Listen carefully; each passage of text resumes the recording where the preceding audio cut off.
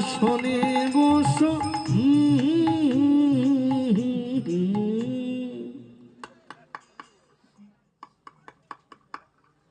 এটা আওয়াজ হচ্ছে না?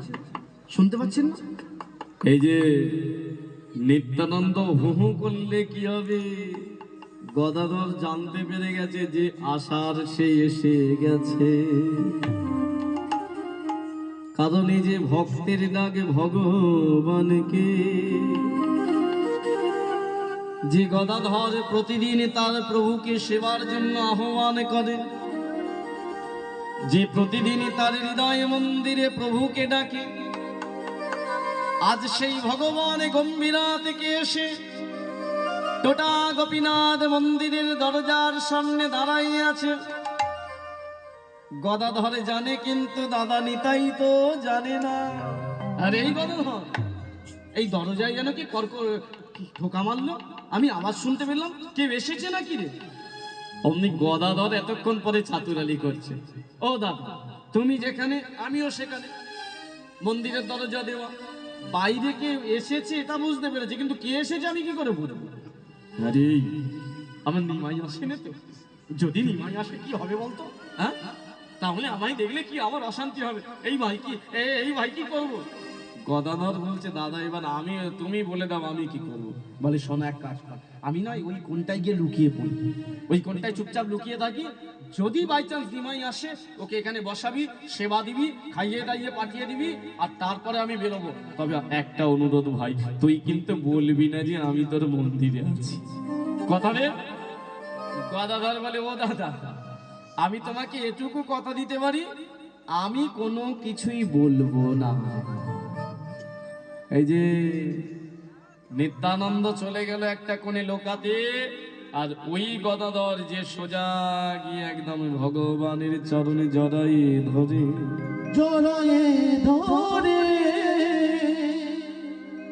হৃদয়ের দরজা খুলে,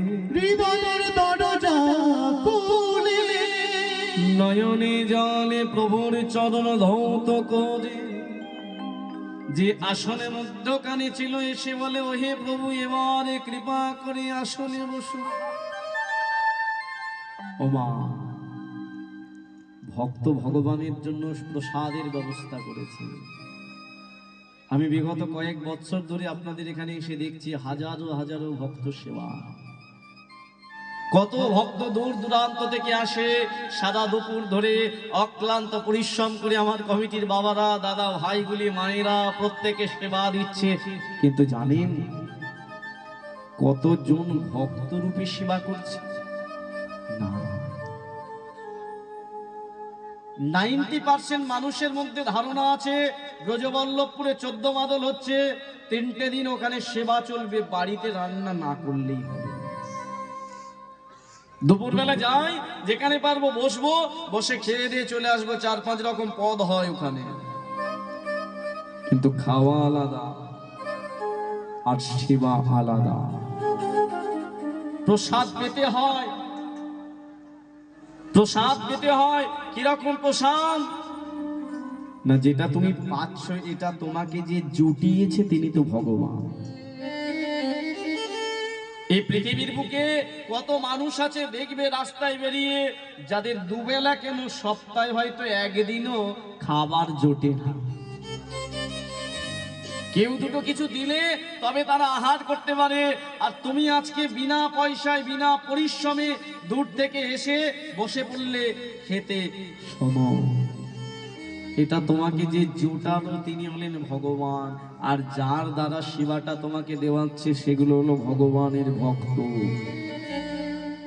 আগে ওখানে বসে স্মরণ করো ভগবান, হে গোবিন্দ, তোমার দ্বারা তোমার প্রসাদ আমি পাচ্ছি। প্রসাদ তো সেটাই হয় যেটাই তুমি স্পর্শ করো, প্রসাদ তো সেটা হয় যাতে তোমার চরণের ধুলি থাকে। কৃপা করে এই প্রসাদটাই তোমার চরণের ধুলি দাও। যারা প্রকৃত প্রসাদ পেতে আসে, কমিটির যারা আছে দেখবেন বালতি থেকে যখনই আপনি অন্ন দিলেন, আপনি আদার্স যে পদগুলো হয়েছে দেবেন, সে সেবা নেবার আগে ওই প্রসাদ থেকে একটুখানি কোনো একটা পাতের কোণে নিয়ে ধরে থাকে কিছুক্ষণ। কেন? ওখানে আমার প্রভু এসে সেবা নেবে, ওখান থেকে একটু প্রসাদই করে নিয়ে মেন যে সেবার জায়গায় মিশিয়ে প্রসাদ পায়। 100 জনের মধ্যে দেখবেন যদি 10 জন করে, তার মানে জানবেন 10টা হয়েছে ভক্ত সেবা, আর বাদ বাকি 90টা হয়েছে কিন্তু খাওয়া দাওয়া। এই কলিযুগ, সেটাই হয়তো এখানে বেশি হয়। তবে হ্যাঁ, আপনারা করে যাবেন, আপনারা আপনাদের ধর্ম পালন করে যাচ্ছেন। সে কেমন ভাবে পাবে না পাবে সেটা তার ব্যাপার, কারণ স্কুলের মাস্টারের কর্তব্য সবাইকে সমান চোখে দেখে পড়ানো। এবার কে ভালো পড়াশোনা করে চাকরি পাবে আর কে পড়াশোনা না করে রসাতলে যাবে, সেটা তার নিজস্ব ব্যাপার, সেটা তার ব্যক্তিগত ব্যাপার।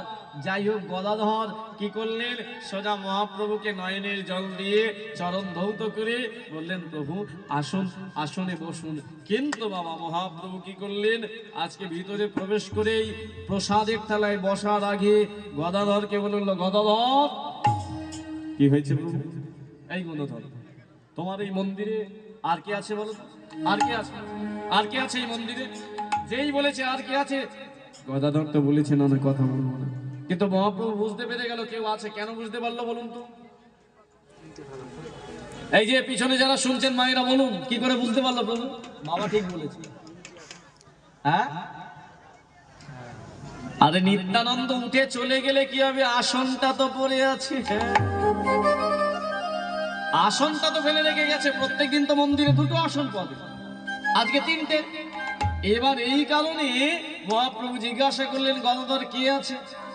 আর গদাধর বলল, ও প্রভু তুমি তো অন্তর্যামী, আমি কেন বলবো? তুমি নিজেই তো জানো কে আছে। যেই বলেছে এই কথা, মহাপ্রভু আর বিলম্ব করলো না, কোনটার দিকে তাকিয়ে দেখলো এক জায়গায় নিত্যানন্দ থরথর করে কাঁপছে। অমনি চিৎকার করে বলল, দাদা! ছি ছি ছি, তুমি না নিমাই পণ্ডিতের দাদা? আর নিমাই পণ্ডিতের দাদা হয়ে শেষ পর্যন্ত করলে কিনা প্রতারণা। উচ্চকণ্ঠে নিমাই যেই বলে ফেলেছে, নিতাইয়ের দিকে তাকিয়ে যে তুমি নিমাই পণ্ডিতের দাদা হয়ে প্রতারণা করলে, বলা মাত্রই নিতাই আর একটুকু দেরি করলো না, অমনি ওই কোণ থেকে এসে নিমাইয়ের হাতটা ধরেছে। এই নিমাই, এই কি বললি আরেকবার বল, কি বললি আরেকবার বল। দাদা, যেটা বলার আমি ঠিক বলেছি। তুমি কি কথা দিয়ে গেছিলে? তুমি নিজে কথা দিয়ে গেছিলে না তোমার ওই হাতটা আমার মাথায় রেখে, যে তুই কোনোদিন আমার সামনে আসবে না, আসবে না, আসবে না। তারপরে তুমি পুরীধামে কেন এসেছো? এটা কি প্রতারণা নয়? কথা দিয়ে কথা না রাখা নয়? যেই বলেছে এই কথা, অমনি নিত্যানন্দ বলে, প্রতারণা কোথায় করলাম? করনি তুমি? বলে না। কি বলছো তুমি? কি কথা দিয়েছিলে তুমি আমাকে? অমনি সঙ্গে সঙ্গে নিতাই বলে, এই কথা ধর, ভালো করে শোন। গত বছর আমি এখানে এসে এই নিমাইয়ের মাথায় হাত রেখে বলেছিলাম, শোন নিমাই, পরের বছর থেকে আমি তোর দাদা নিতাই আর কোনোদিন তোর সামনে আসবো না, আসবো না, আসবো না। নিমাই বলে, হ্যাঁ দাদা, তুমি তো এই কথাই দিয়েছিলে। যেই বলেছে এবারে নিতাই বলে, আরে এই নিমাই, তাহলে যদি এটাই কথা দিয়ে থাকি যে আমি তোর সামনে আসবো না, এবার বলতো নিমাই, আজকে আমি তোর সামনে এসেছি না তুই আমার সামনে এসেছিস? নিতাই গৌর হরি হরি হরি। প্রতারক আমি? হ্যাঁ, আমি কি তোর সামনে এসেছি? আমি তো এটা বলিনি যে জীবনে আমি কোনোদিন পুরীধামে আসবো না। আমি কথা দিয়ে গেছিলাম যে তোর সামনে আমি জীবনে আসবো না। কিন্তু আজকে দেখ, তুই নিজে আমার সামনে চলে এসেছিস। কথার বাগযুদ্ধে হেরে গেল মহাপ্রভু। যেই ভগবান হয়ে হেরে গেছে, এবারে নিতাইয়ের হাতটা ধরে বলে, দাদা আমায় ক্ষমা করে দাও। আমি ভগবান হলে কি হবে? তুমি ভগবানের দাদা। তোমার বুদ্ধির কাছে আমার হার স্বীকার করতেই হবে। তবে শোনো দাদা, আমি তোমাকে কেন বারণ করি জানো? একটাই কারণ, তুমি যেই পুরীধামে আসো না, এখানে যখনই তোমাকে দেখি তখনই আমার মনে পড়ে যায় নবদ্বীপের কথা, তখনই আমার মনে পড়ে যায় মায়ের কথা, তখনই মনে পড়ে যায় আমার বধূ বিষ্ণুপ্রিয়ার কথা। এবার বলো দাদা, কেউ বৈষ্ণব ধর্মে দীক্ষা নিয়ে সন্ন্যাস নিয়ে সে যদি বাড়ির কথা চিন্তা করে তাহলে তার তো সন্ন্যাস ধর্ম সাজে না, ভজনে বাধা হয়। এই কারণেই তো দাদা তোমাকে আমি বারণ করেছি। তবে শোনো দাদা, হারিয়ে তুমি আমায় দিয়েছো, হেরিয়ে আমি গেছি, তবে কথা দাও এর পরের বছর থেকে আর তুমি এসো না।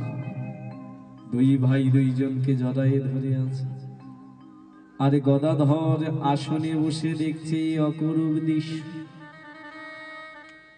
আজ ভগবান এবং তার দাদা দুইজনে দুইজনকে জড়ায়ে ধরে আছে। এই যে এই দৃশ্য তো কোনোদিন দেখা যায় না, এই অপরূপ মিলন।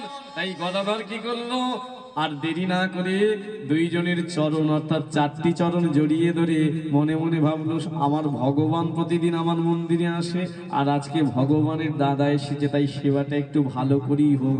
চরণটা জড়িয়ে ধরে বলল, একবার এসো হে গৌর, এসো হে নিতাই।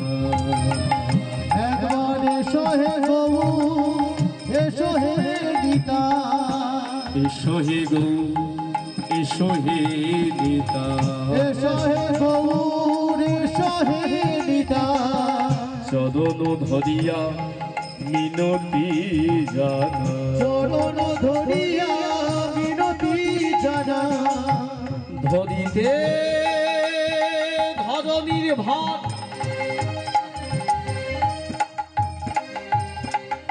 তোমাদের যুগে যুগে অবতার।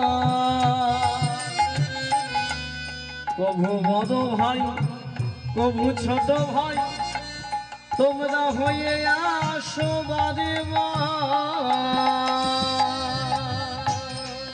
এই যে প্রভু, তোমরা তো যুগে যুগে এসেছো, সেই সত্য তৈতা দাপুরে কলি যুগে আমার পরম সৌভাগ্য তোমাদেরকে আমার হৃদয়ের মাঝে পেয়েছি। তাই আর কথা না বাড়িয়ে সেবার থালা তিনটে প্রস্তুত, আসন তিনটে বসে আছে, সব বাঘ বিতণ্ডা ছেড়ে দিয়ে এসে কৃপা করে বসো।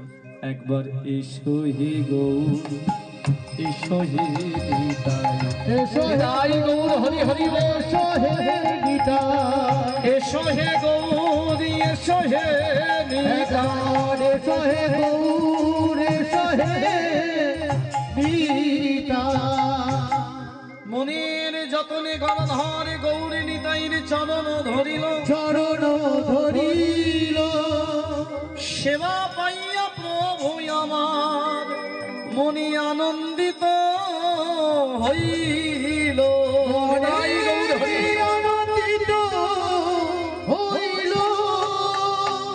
এই যে এই পৃথিবীতে আপনি যদি আপনার ছেলেকে খুশি করতে পারেন, ছেলে দুদিন আপনাকে মা সম্বোধনটা খুব ভালো করে ডাকবে। আপনি আপনার বন্ধুকে যদি খুশি করতে পারেন, আপনার বন্ধু যতদিন খুশি হবে আপনার সাথে সম্পর্কটা ভালো থাকবে।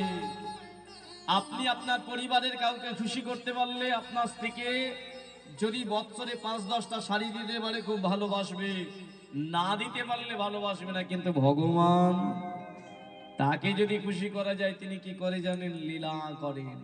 ওই মুহূর্তে যেই গদাধর চরণটা জড়িয়ে ধরে আছে, অমনি গদাধরকে বললো, গদাধর এত সুন্দর করে আমার সেবা দিস, এত সুন্দর করে তুই প্রতিদিন আমার জন্য রন্ধন করিস।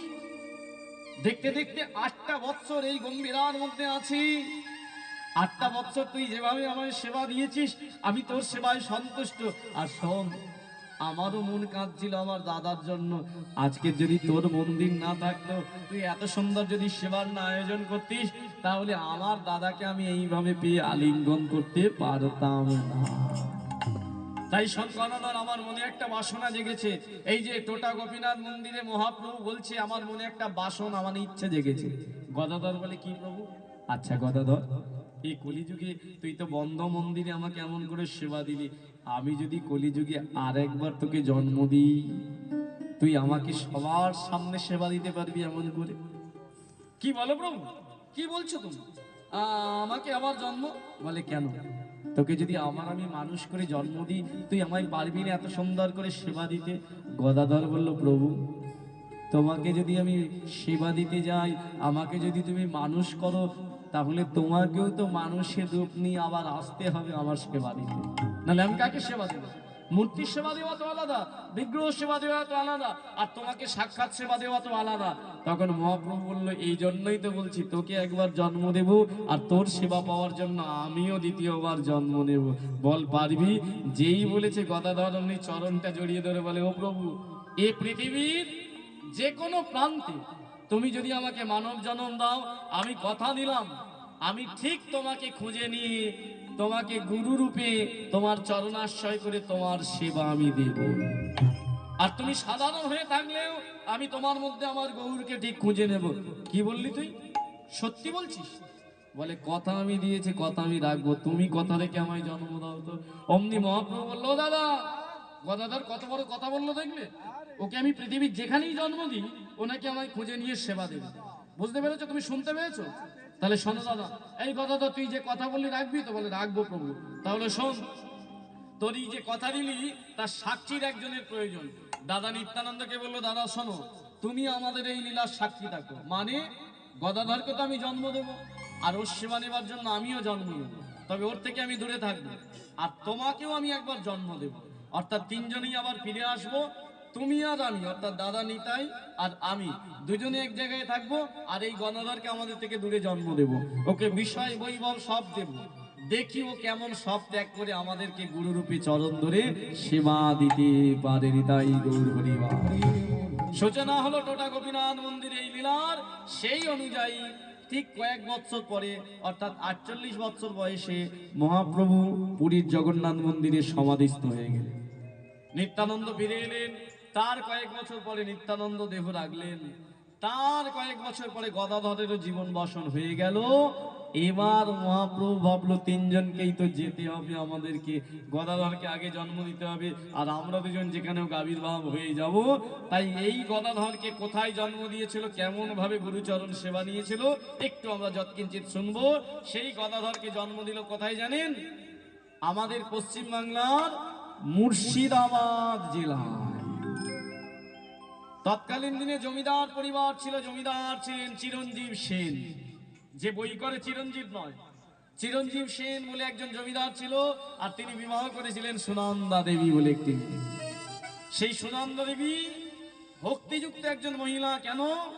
দেখতে দেখতে 10টা বছর বিয়ে হয়ে গেছে, সংসারে সন্তানাদি নেই, কিন্তু সন্তানের জন্য তার দুঃখ নেই, কারণ তার সারাটা দিন ভগবানের মন্দিরে বসে সর্বদাই ভগবানের চরণ ধরে, সর্বদা ভগবানকেই যেন তার আপন মনে করে। প্রাণ হৃদি ভূষণ হৃদয় বিভূষণ হৃদয় আমার প্রাণ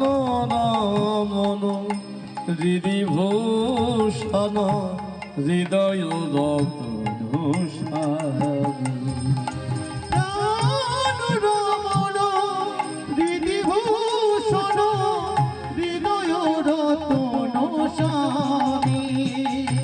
আমার অন্তর বাহিরে বিরাজিছ তুমি, মন মাঝে অন্তরে জানি।